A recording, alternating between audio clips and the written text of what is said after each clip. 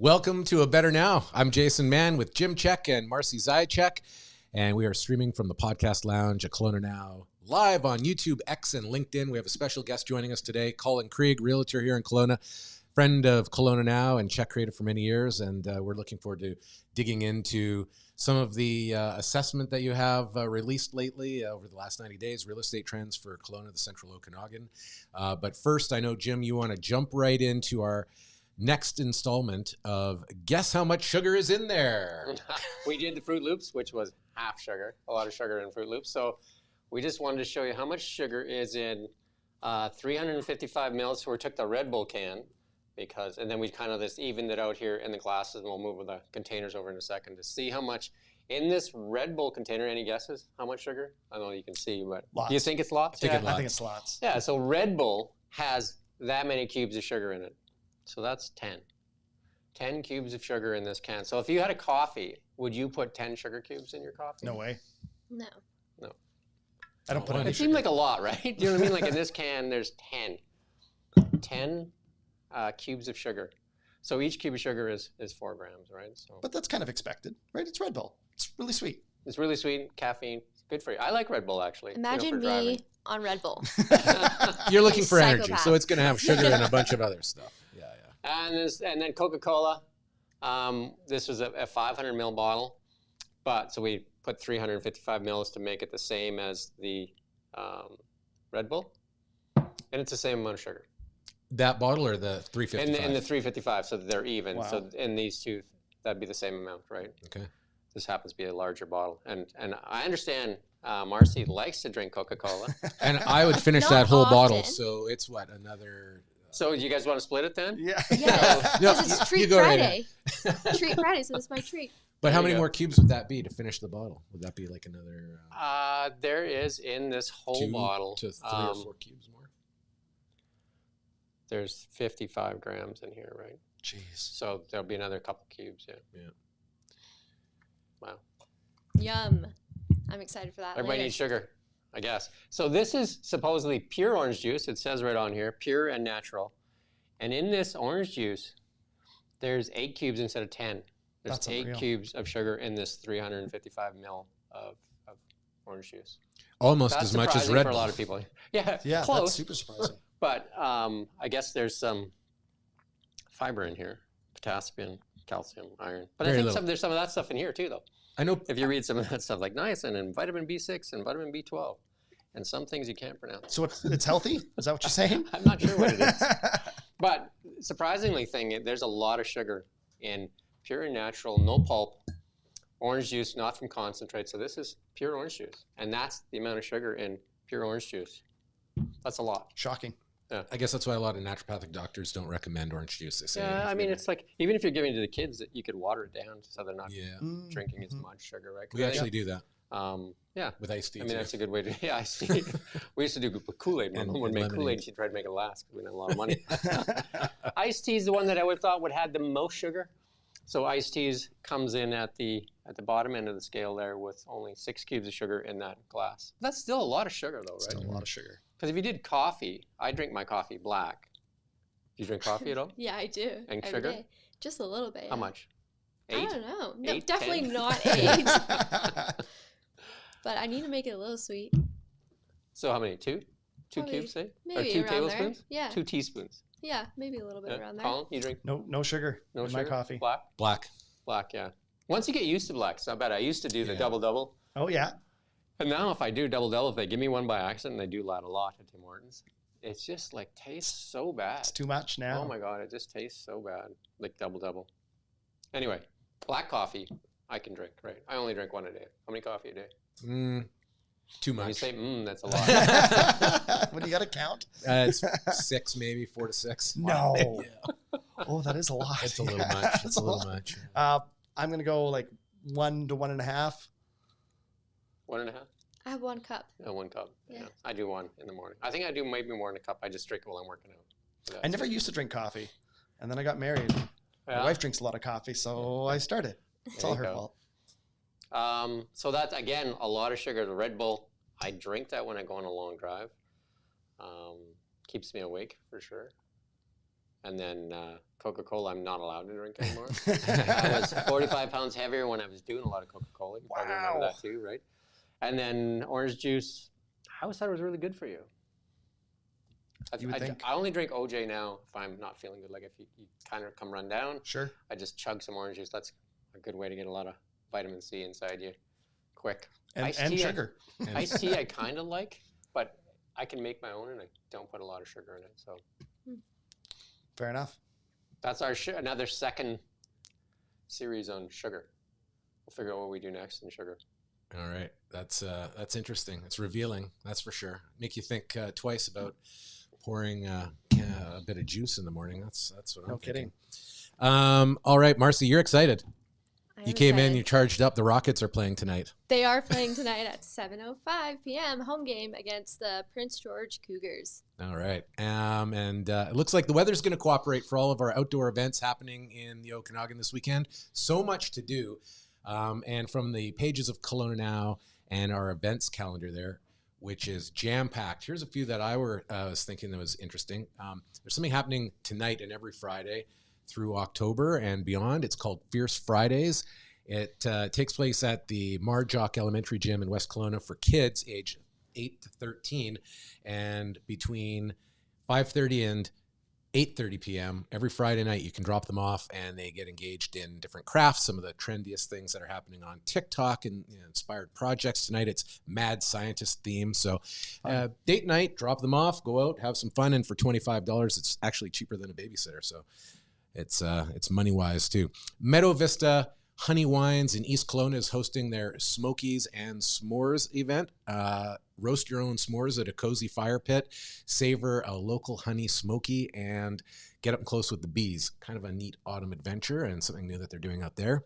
And then Breakout West, of course, continues with music all over the city. It's going to be pumping and bumping downtown. Curling Club, Redbird, BNA, Kell River. It's happening all over the place. And something to look forward to. It's just going to be posted here shortly on Kelowna Now. Kelowna Now exclusive, a deep dive into Canada's energy and economic concerns. An exclusive interview with Pierre Poilievre, sharing his perspective.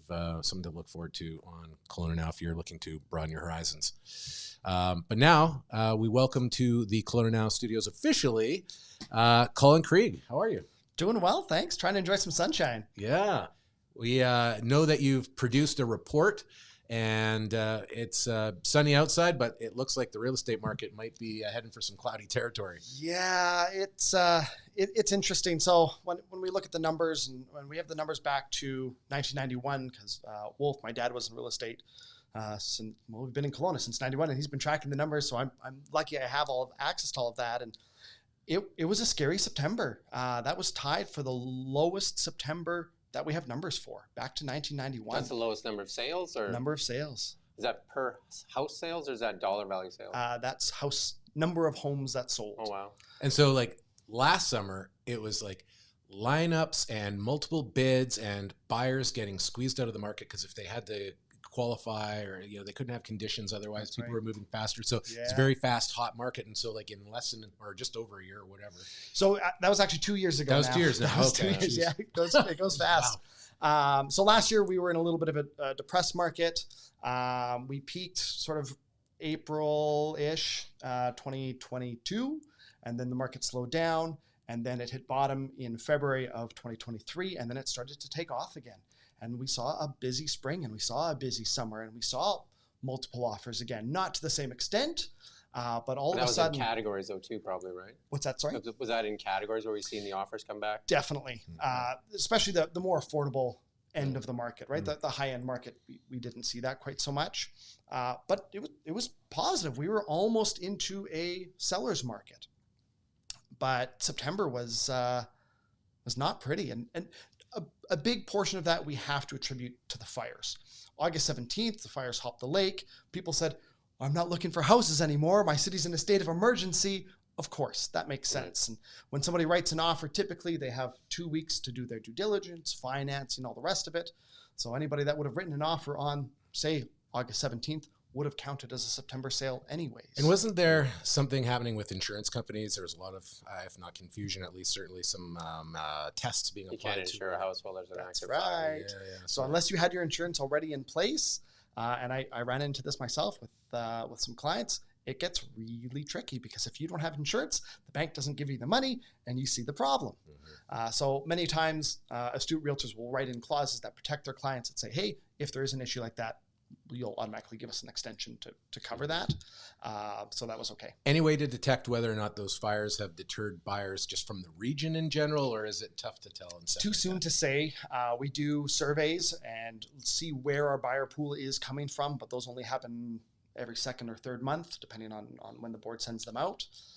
The last survey that we did was for July, and we were still seeing about 20% of the buyers coming from Vancouver. 60% were local in sort of the Kelowna, Okanagan area, and then 15% was the rest of BC, and then Canada made up another 5%. Are we seeing the prices drop? Like we get that benchmark home price, right? Like That's right. Was over $1 million. Are Yes. we still there, or have we dropped down? We are, but it's already starting to slide. So the benchmark price is a better indicator than the average price. The average price, if you have 2 homes selling over $3 million, or if you have 50 homes selling over $3 million, that has a massive impact on the average, but it doesn't mean that your house went up and down in value. Right. Where the benchmark price looks at the price of a typical home in a specific area and then tracks that. So it's much more accurate representation. And single family homes, they came down 5% last month. That's a big huge. drop. That's a huge big drop from August to September. In 1 month is massive. Condos, same thing. Like it was over 8%. It's a big step. So when the market turns, typically the higher end homes suffer the worst, right? Like they typically come off the highest. Yes. And they typically are last to go up though too, That's aren't right. they? They kind of they lag. So when you start seeing high valued homes like just skyrocket, that's near probably the end of the bubble, right? That'd be a good indicator. You could wonder, yeah. And then as the prices start to come off, they tend to come off faster, and then the average or the benchmark home tends to kind of hold its value a little steadier because there's more buyers in there too, I take it, right? You're exactly right. There's more buyers for Honda Civics than there are Ferraris, Right. I like to say. So, of course, as the market slows down, as the economy slows down, as people start to say, oh, I don't quite have as much disposable income as I did before, they're not buying the Ferraris and they're more looking for the Honda Civics. So our more affordable, if you can still call it that. Yeah, still call it that. It always seems to do really well. And so for single family homes, that's under that $1 million mark. For townhomes, that's under the $750,000, $800,000 mark. And for condos, it's under 600, we'll call it. So what signs do you think people should watch for? Because right now a lot of people are saying, is this the bottom? Should I jump in now or should I wait? Like what do you think that a person, like say they're sitting in just on the precipice of home ownership? Yeah. If I knew the answer, man, oh man.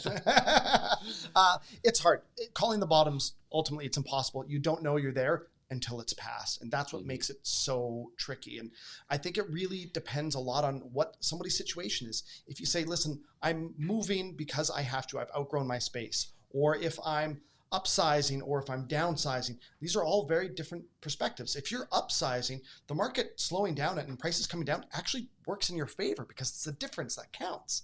And if the difference, everything comes down 10%, then your more expensive home also did, and it makes that step easier. I think in a market like this, if you can afford an expensive home, this is probably a really great buying opportunity. I think so. There's You know what I going to mean? be Like some if you're- sellers who are in situations that they say, listen, I got to They'll go. drop $200,000-300,000 and just Maybe, be done with it. maybe.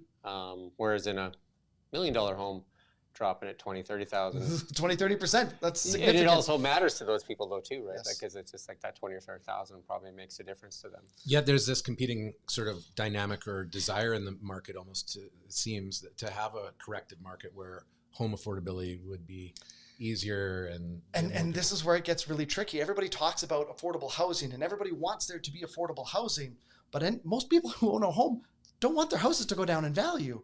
And so you have this... unless you have kids, then you're kind of really torn. Totally. Right. And that's what makes it so hard. And now we're talking about housing affordability, but I don't know how that gets solved either. That's a whole nother conversation. More houses. Really? Like, I mean, it's supply and Supply. demand, right? Yes. So it is supply and demand. And It's a supply issue.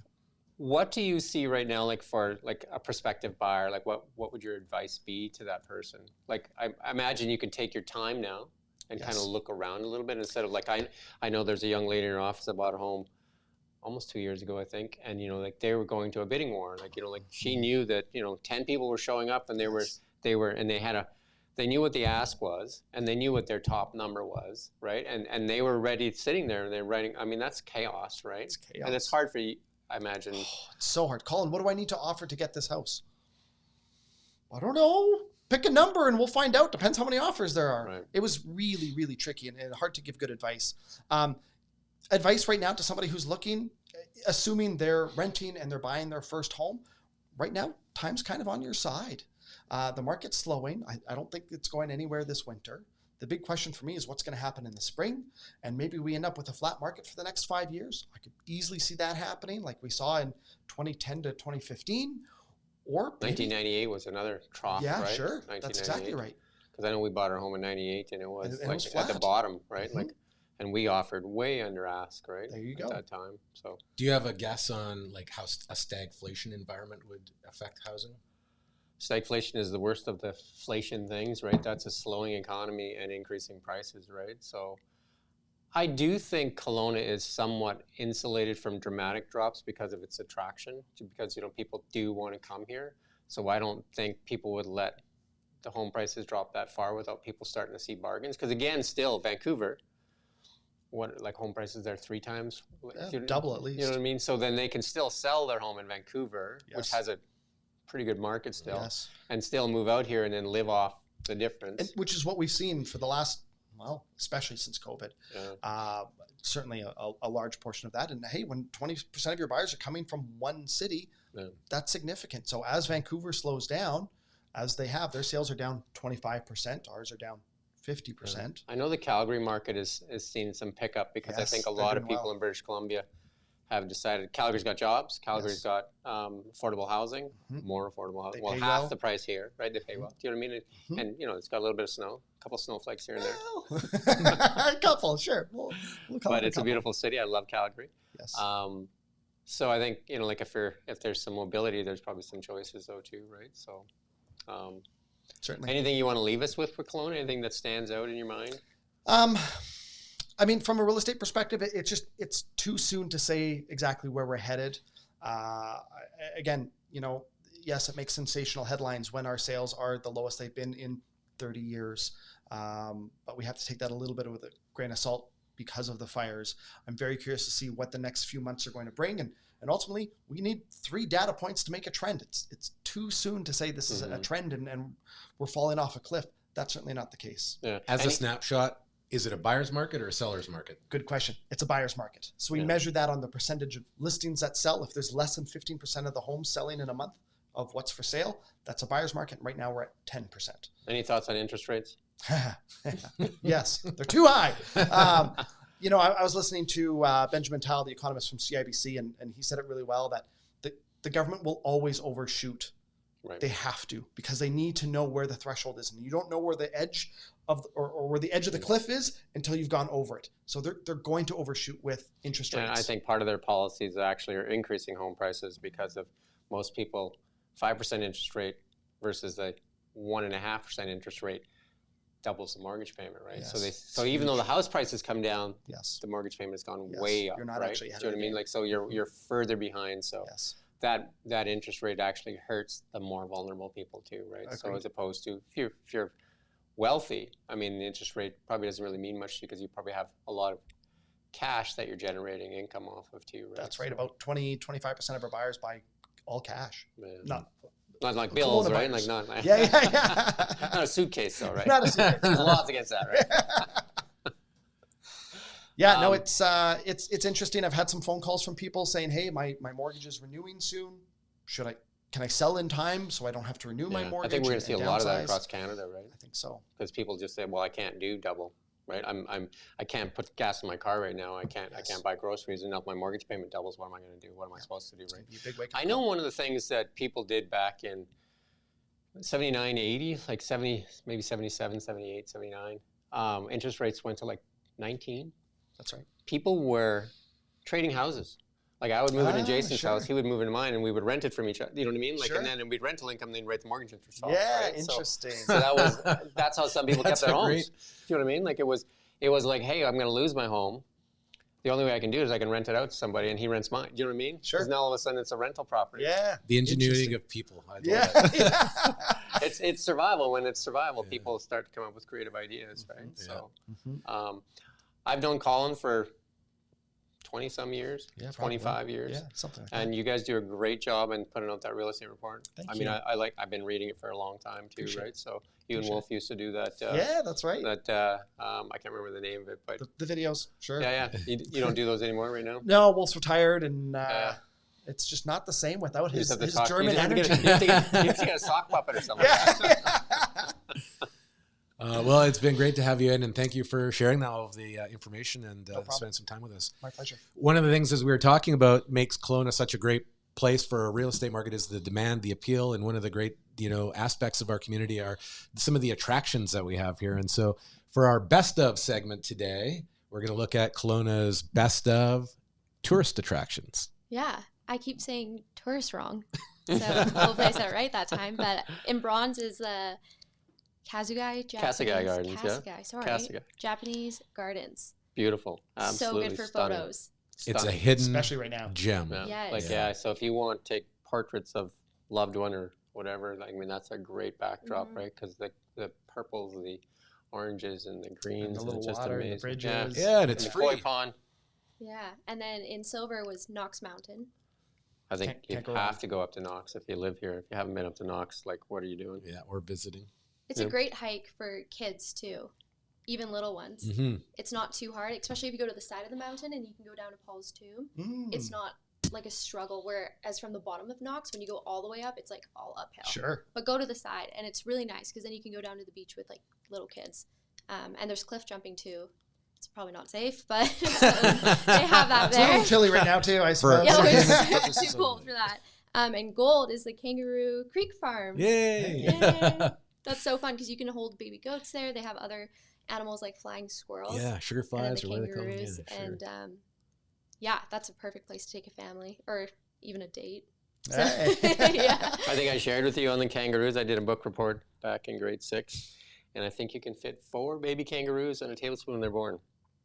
Check with my grade 6 teacher.